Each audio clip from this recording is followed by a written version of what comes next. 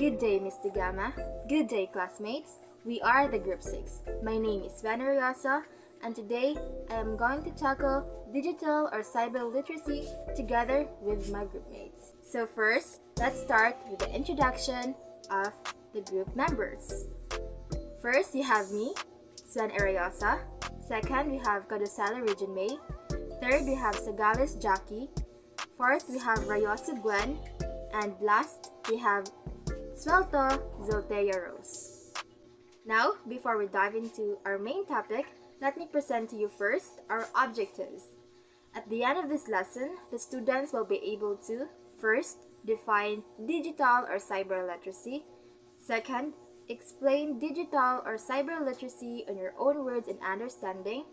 Third, determine the examples, advantages, and disadvantages of digital or cyber literacy. Fourth, identify the significance and relevance of digital or cyber literacy in today's world. Now, what is digital literacy?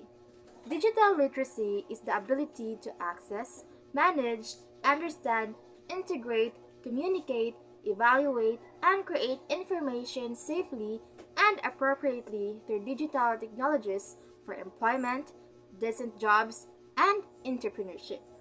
Digital literacy or cyber literacy is an umbrella term for the ability to use computer and digital technologies effectively. Contrary to popular belief, being digitally literate isn't tied to your age or job. Instead, it's all about the skills you need to develop, communicate, and thrive in the digital era. The word literacy alone generally refers to reading and writing skills. When you add on the word cyber before it, the term encompasses much more. By definition, cyber literacy means the ability to use computer technologies effectively and to simultaneously understand the implications of those actions. Now, what are the skills like that includes in cyber literacy? First, we have handling different devices and operating systems. This is when you know how to manipulate a computer and master its complexity. Second, we have navigating through various online platforms. It is when you know how to access these informations online and you're capable of accessing them. You know that these websites or platforms are out there and is available for you to access. Third, understanding how the digital world works. It is when you know what are the things that you can and can't do. Fourth, we have using technology creatively and innovatively to solve problems. This is when you use technology to, for example, as a student, you use technology to do your homeworks, schoolworks, projects creatively and innovatively. Fifth, identify information within different types of media. Like for example, accessing news from social medias or like for example Facebook, Instagram, YouTube, like that. Next is evaluating digital resources critically. It is when you are given information but still you manage to identify or evaluate if these resources are true and reliable. Next is recognizing and handling digital threats. It is when you are aware of all these scams or fake news in the media. Next, using digital tools in a safe and ethical way. And lastly, creating and sharing information effectively. This is when you evaluate first the information that you have gathered before you share it with others in the media so that you will avoid spreading false or fake information. Okay, so examples and types of digital literacy that improve lives. Let us first talk about digital literacy in the home. Obtaining basic digital skills around the house will be the backbone or serve as a foundation of your ability to incorporate or integrate them into other aspects of your life. These skills are some of the easiest way to learn and integrate your daily routine. which is one of the best ways to start improving your technical skills. Computer skills is the first types of digital literacy at home. The very important components of digital learning is understanding how the hardware and software of a computer works and how computers process and deliver information to you is something many people skim over and don't bother to learn in depth. Next, communication. Communication is one of the key skills you can gain. You can set up an email account with a service like Gmail. It can greatly improve your ability to communicate with other people. Next is social media. Social media helps you keep up to date on what's going on with your family, friends, the latest news, and so much more. Facebook, Twitter, and Instagram are three main networks that you can start setting up accounts for if you want to increase your own online social presence. Next is internet navigation. Getting on the internet and actually knowing or understanding how to find information with services like Google search is a great way to start.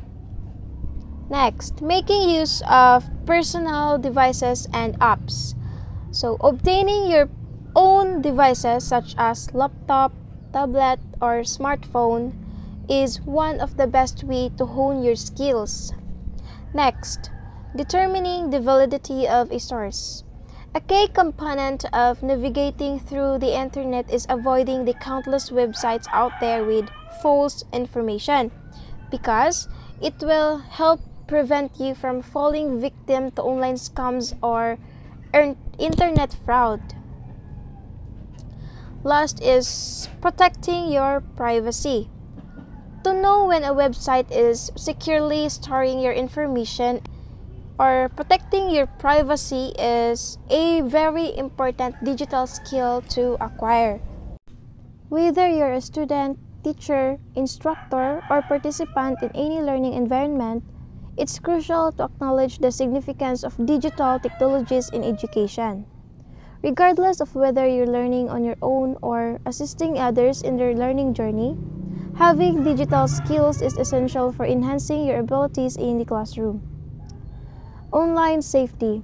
Staying safe online is a very important skill that people should learn almost as soon as they start using technology.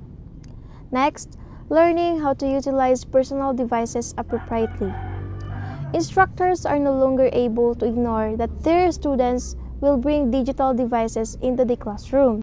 So instead of trying to forbid these devices, think of useful ways to integrate them into lessons. Next, note-taking and organization. A great way to improve your skills as a student is to learn how to digitally record and organize information. Next, online courses. Learning never stops. There are great resources online for taking free and some paid educational courses, even out of university institution. Check out websites like Udemy to start learning and explain your knowledge on a variety of topics, including courses on digital literacy. Next, teaching literacy to others.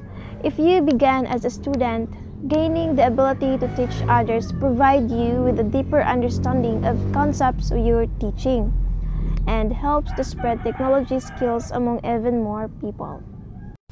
Third, digital literacy in the workplace. Specific technological skills are often requirements for landing a job in the digital technology sector. However, even if you do get hired, it's still important to know when it is or isn't appropriate to integrate technology into your workspace. Specific technological skills are frequently necessary for securing a job in the digital technology industry. However, even after being hired, it remains crucial to understand the appropriate times to integrate technology into your workspace and when it is not suitable. The first types of digital literacy at your workplace is word processors, spreadsheet generators, and presentation software. The ability to use this type of computer programs used to be noteworthy on resumes, but today it's mandatory for many office-based jobs. Microsoft Word, Excel, and PowerPoint are probably the most popular programs to master. Next, safely storing company data. The data your company creates and stores is very important.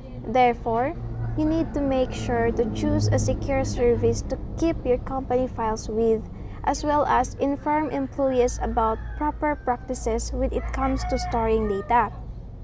Make sure your coworkers understand how digital data is stored and secured, and more importantly, how not to lose it.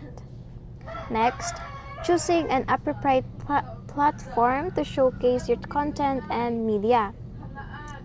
How your business conduct outreach is very important, but there may be more than one way to describe what your company does.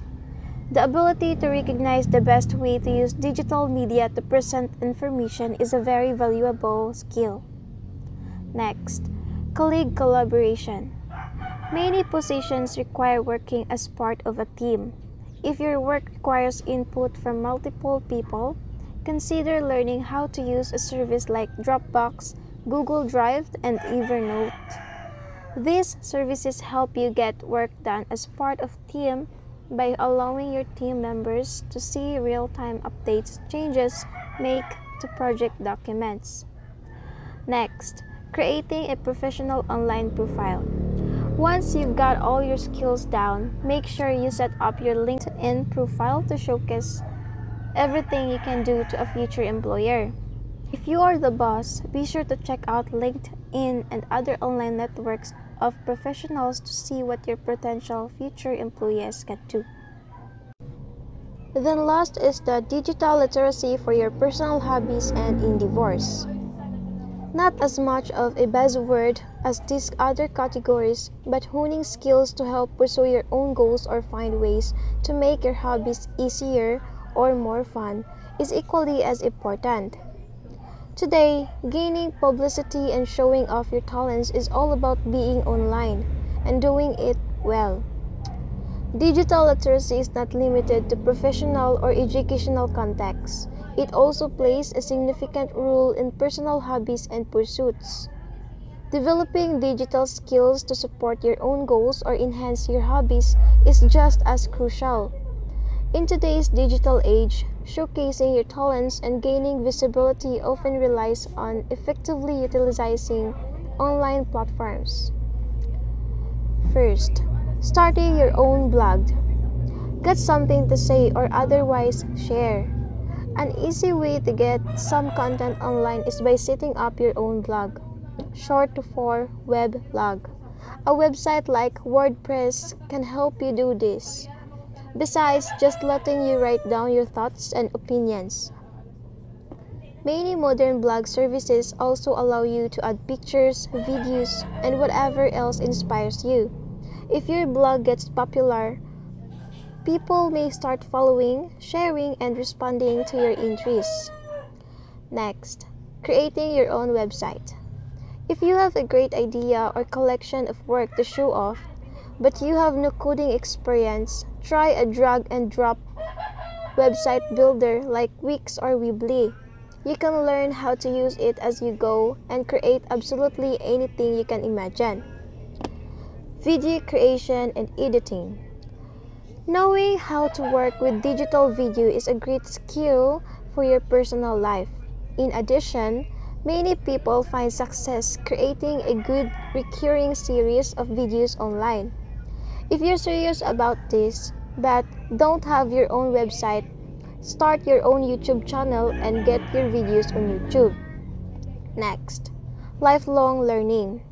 Though it may not seem like it, but having the drive to learn at any age is one of the most important skills to have. Even if you pick up many of the skills that we've listed, you have to make the effort to constantly practice them.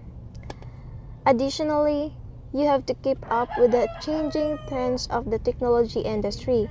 Otherwise, it will be difficult to advance your skills or even just maintain them over time. So good afternoon everyone. I am Jackie Ricomani Sagales.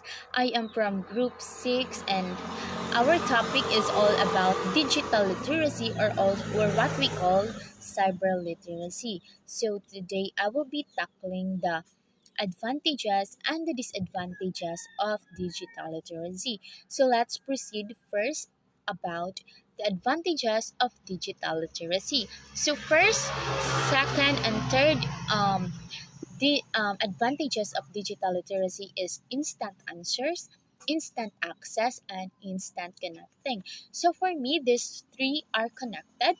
When whenever you can easily connected to the internet, then you can have access.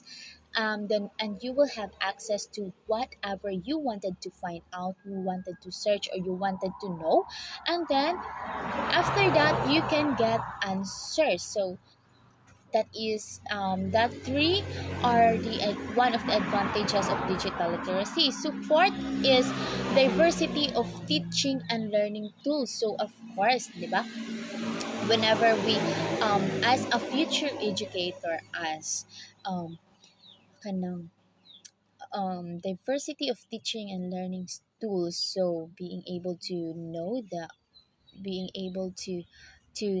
how to use digital technologies, then it would be easier and helpful for us teachers to catch the attentions of our learners, especially now that we are run by technology. So our students is more literate um,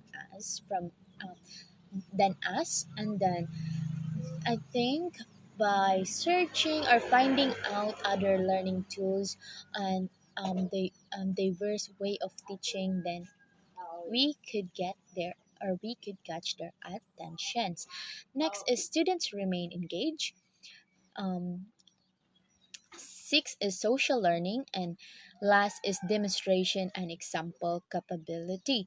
So next is disadvantages of digital literacy. So first is credibility and validation of sources. So this is one of the disadvantages of digital literacy.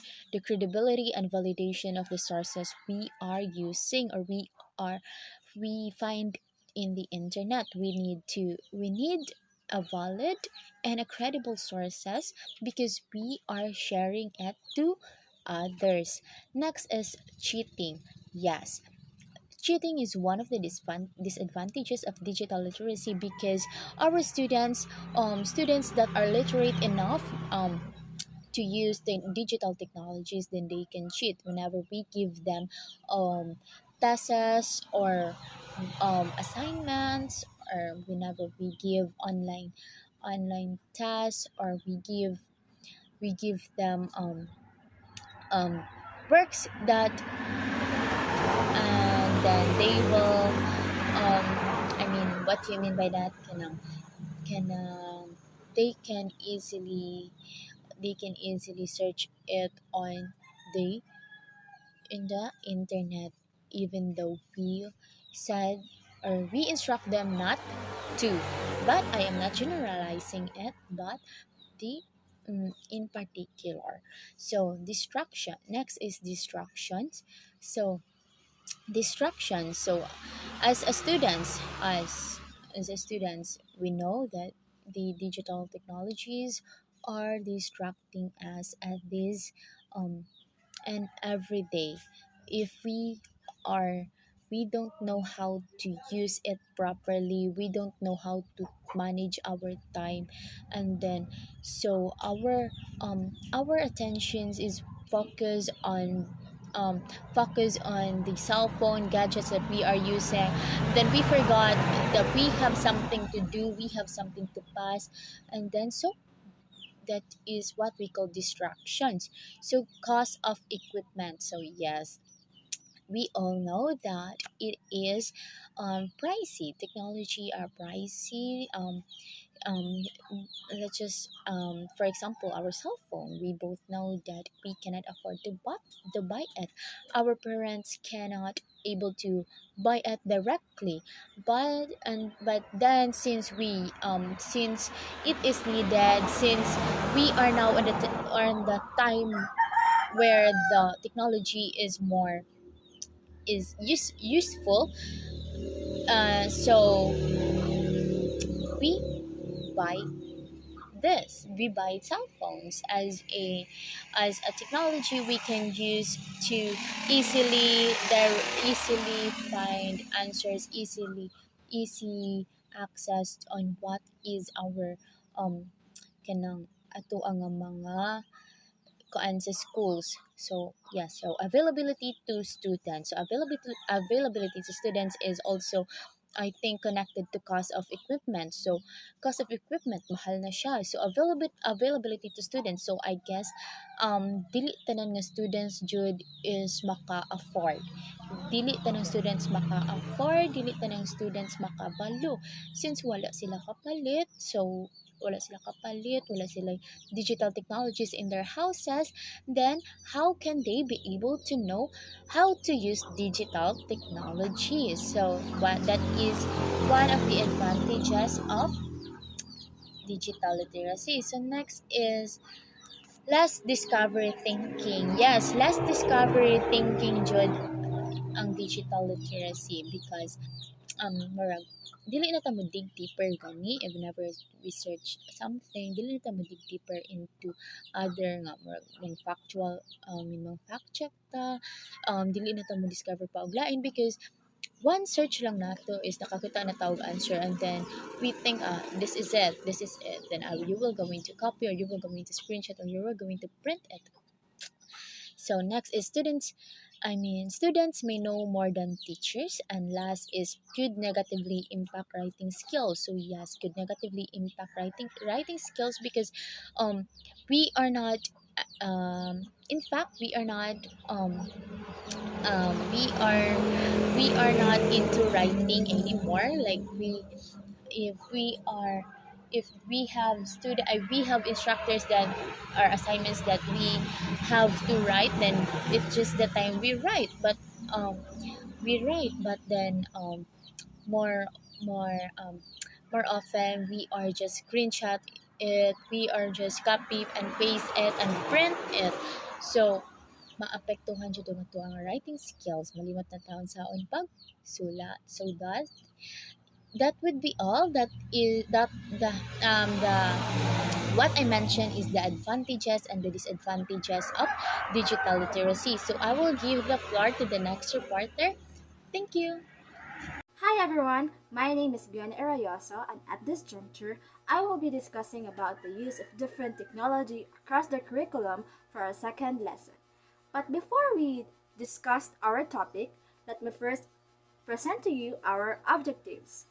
So at the end of this lesson, the students will be able to first explain the use of different technology across the curriculum, and second, determine how to integrate technology in the classroom, and third, identify the different technology that will be used across the curriculum. So, we may ask, how do we integrate technology in the classroom? Many learning technologies and tools boost a teacher's ability to engage students as they facilitate access to a multitude of resources and interactive activities. So basically, if we have technologies in the classrooms, the learning experience and engagement of both the students and the teacher is much more enjoyable and fun.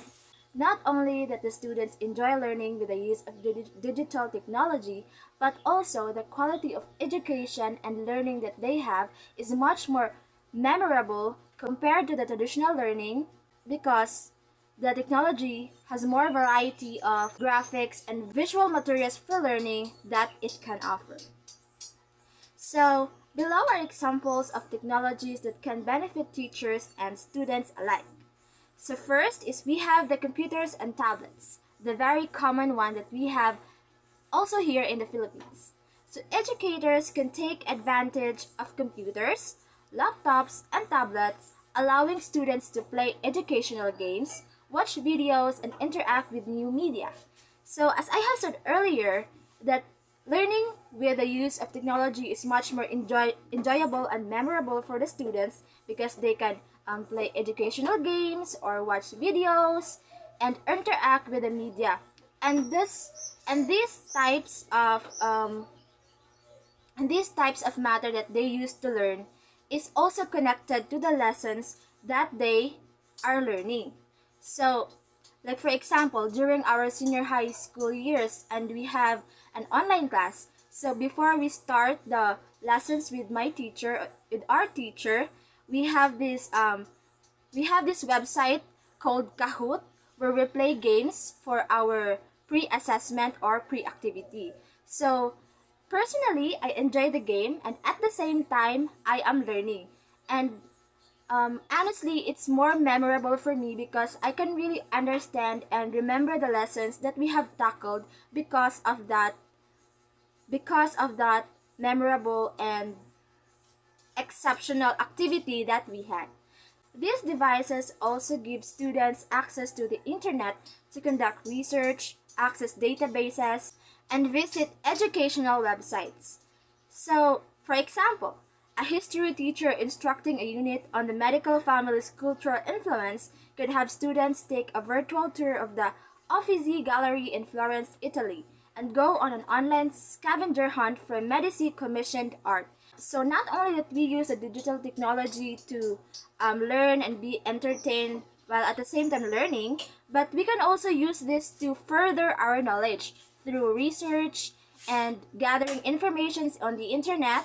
For example, in our senior high school days, we have research subjects, so we use the different digital technologies available and gather informations from there. In conclusion, computers and tablets is the most common digital technology used in the learning because it is more accessible and common. And not to tell, there are brands of computers and tablets that is cheap and affordable for everybody. So it is widely used to learn and integrate in the curriculum right now. Second is smart projectors. Teachers can use a variety of videos, infographics, tools, and information to clarify the doubts of their students. Moreover, projectors make each lesson much more valuable as teachers then spend less time repeating and rewriting the same information again and again. In the traditional learning that we have used blackboards to discuss and further the topic that we are discussing. But right now, in the modern age, some schools or most of the schools in the present times use smart projectors instead because it is more convenient. Because if we use the blackboard, the space is very limited. We have to erase the writings on the board, then write again. But if we use smart projectors, like what we have seen in the visual aid at the below part, if we use that one, then the text is there. We don't have to delete it anymore, or we can just press a delete button, then write again or type again in the projector.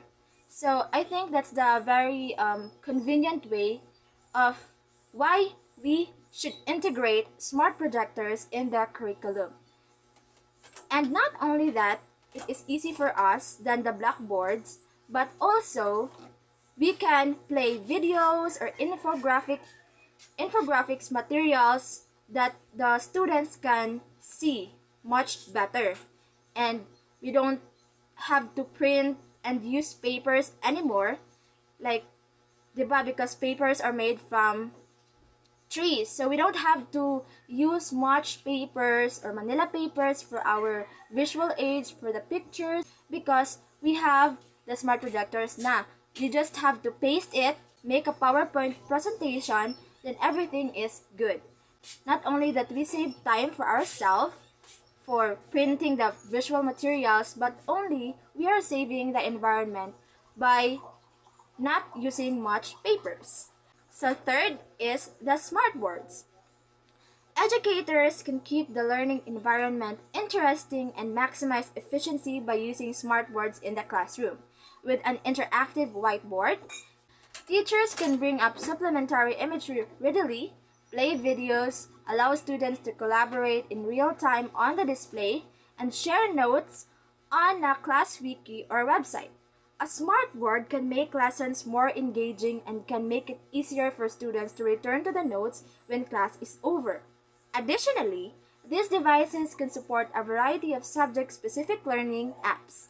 So, smart boards, I think this is not really common, especially in the Philippines, but in the other countries, especially in America, they use smart boards to solve mathematical problems with their students. Actually, I have experience using smart boards when I was in senior high because we had our online class and it was called Jamboards. I think it's from Google, and we use that to solve mathematical problems because we have a math related subject during that time. So we use Jamboards to solve problems, and we can just save our solution, and after the class we can go back to it and look at it. If we have some confusions during the discussion, we can just go back to the Jamboards or smart boards that we had during our class and review the solutions that our teacher have provided us. So I think that is the benefit that a smart boards can offer. But right now I think it is not really common, especially that we have our face-to-face classes and our school is not really that high tech. But I hope in the future that we can integrate smart boards in our classroom so that if we have discussions that involves writing in the board, we don't have to erase it or permanently erase it, but we can just save it, then go back to it if we have to review something or we are confused with something. That ends my part, and now I am going to give the floor to Jiltea, my other group mates, so that she can further discuss the use of different technology across the curriculum. Virtual reality. Virtual reality is one of the examples of integrating technology in the classroom settings. So, by definition, it says here that virtual reality is the computer generated simulation of a three-dimensional image or environment that can be interacted in a seemingly real or physical way by a person using a special electronic equipment such as a helmet with a screen inside or gloves fitted with sensors. So meaning in virtual reality, students are able to experience a reality show, like for example outer space, as most of us probably know that just some of the people were able to go there, the astronomers. So it is really rare, the experience. It's not really accessible to all. So through virtual reality, for me, if there would be a future astronomers like students, if they would be choosing that path in their way in their studies, they would be able to experience the how the outer space, the universe looks, and by that they would be the study is already if before it is rare, now it would be accessible through the virtual reality, and students were now able to experience those that are somehow not experienced from before, because again that is inaccessible. So virtual reality is becoming increasingly common as are its applications in the classroom. Teachers can use this technology to come up with creative ways to instruct students in everything from a cell structure to the invasion of Normandy. Other forms of immersive media, such as organizing virtual field trips to Ellis Island and other historic sites. So, for example, historic sites. So, like way back 500,000 years ago, that would be the resources were already rare, that are not really accessible on the library. So with through virtual reality, they would be able to access those informations which almost in reality, like you were almost there at that time. It could also give students new perspectives and deeper understandings of subject matter, because again, it's really different when you would have the experience, though it is just a virtual reality, but at least we have. So, interactive VR games can also offer exciting ways to teach subjects such as biology.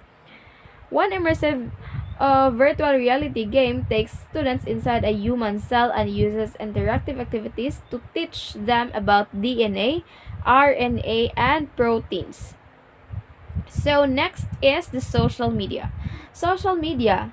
Educators can leverage social media to create groups, hashtags, or other opportunities for their students to interact with material and each other. So, for instance, English teachers could create a Facebook group where they post discussion topics about Shakespeare's Macbeth, giving students the chance to ask questions or comment as they read the play. Teachers could also upload several versions of one scene and ask students to share how they would direct it. Additionally, teachers can invite students to upload their own video or article links related to a specific theme in the play. So, I guess most of us probably are aware of the use of social media, as we are already in the 21st century. And it was very, social media was very useful in the times of pandemic, COVID-19 pandemic. In the last 2 years, we have been through hybrid studies, a mix of face-to-face and a online, but most of it were done online, modular. And in our class, we actually have a Google Classrooms, and then as well as some teachers will just post their class activities through a Facebook page, and we were allowed to answer through having a private message on the Facebook page, or also just by posting on the comment section, and as well as we are allowed to ask questions on the comment section. So in this way, in social media, there is a two-way process wherein teachers were allowed to post their instructions to the its students, and students were also allowed to post its answer to the um, comment section as well, and they were also allowed to ask questions from there, like just an inquiries for this matter, why it happened, why is this such things and such on, right? So also students were not just the teachers were allowed to post their instructional materials. Sometimes teachers were asking us to video shoot ourselves by this performance task, for example, and we would be posting it through the Facebook pages. So one way or another, social media is beneficial in the learning process of in the studies, of course, in the classroom settings. So next discussion is the benefits of integrating technology in the classroom. So what do you think, guys, are the benefits of integrating technology in the classroom? So of course, first here is the accessibility. So with the use of technology, we were able to access such informations that includes the internet, trying to research whenever you were provided with some topics and you really did not know a thing about it, so you would be able to learn what that topic is all about through the internet. But it is also important that when you do a research in the internet, you don't just put there and you don't just put that in the search button and then click. You must read everything so that you would also get the correct and appropriate information based on what you really need on your report, because the internet is actually in general terms. So in that case, you would really have to select the best information and read and understand carefully, so that in that in that setting, we would also be talking about media literacy already. So next benefits to integrating technology in the classroom, that would be interactive learning experiences. So why it is interactive? So of course, like what I have mentioned from earlier, it is not just the teachers that are having or reaping the benefits of the use of technology, but of course our students, since teachers were allowed to search information from the internet as well as the students. That is why if some students would always be searching answers on the internet, teachers were also aware if that information was seriously copied from the internet, word for word. But then that would be depending on your teacher. Moving on, that would be excitement. So of course, with the use of technology in the classroom setting, there would be an excitement because, of course, unlike before, if you would be having the library as your source of information, you will just have to deal with what is published already, and somehow that would not be really updated. But on the internet, if you would be having the several purposes or examples of for the use of technology in the classroom settings, you will have different ideas, unique ideas, where of course, um, before it did not existed, but now you will not expect, like as a teacher, you will not expect that it really did it's there, it's on the internet and students were already aware of it. So there would be fun, of course, if there would be a use of technology in the classroom, since students were able to gather a lot of information that they could discuss with their classmates. And of course, again, going back, interactive learning experiences through the research that was made by the teacher and on the students, and both sides were able to learn from each other. So that would be all. Thank you.